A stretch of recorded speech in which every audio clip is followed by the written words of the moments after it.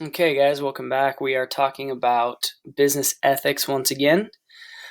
So, on this first slide where we left off, you will find pretty easily some case studies or examples of companies that have been who have not had the best ethics in the past. One big example is Enron.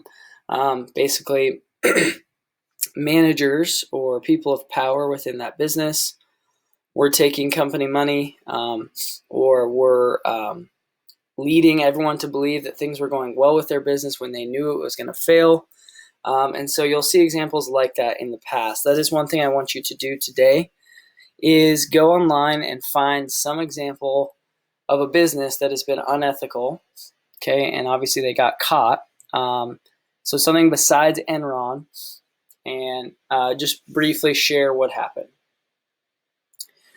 Because some of these big companies have shown us that they are unethical, there's been some responses from other companies to try and stop that from happening to them. So what they've done is they've actually gone in and hired people to basically just be in charge of ethics and training their employees of what's ethical and what's not.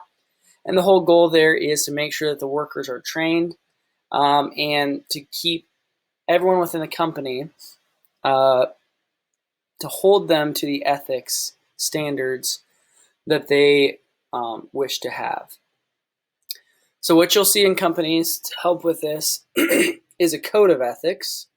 And this is actually just formally saying, here are our values or rules. This all comes back to what the company believes in, what their philosophy is, and is aligned with their goals. The purpose of having this type of code can help to reduce or remove any opportunities for unethical conduct. Essentially what you'll have is, we've told you, we've trained you, now there's not really an excuse to be unethical because we've addressed it, as opposed to some companies that never really have that discussion or training with their employees. Some of the things that may be a part of these codes of ethics could be like accepting gifts, respecting employee privacy, using company property for personal use. So maybe you have a company car, and they don't want you using it for running errands. Another factor could be confidentiality and making sure that sensitive information or company secrets remain company secrets. And it could certainly be customers' personal information. That's very important that stays private.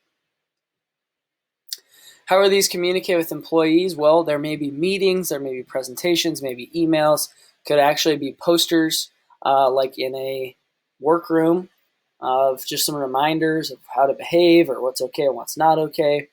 And could also be an employee manual like a handbook of some sort. Okay, they may give the handbook out kind of like we do at school and expect that you have read or at least agree to the terms within that handbook.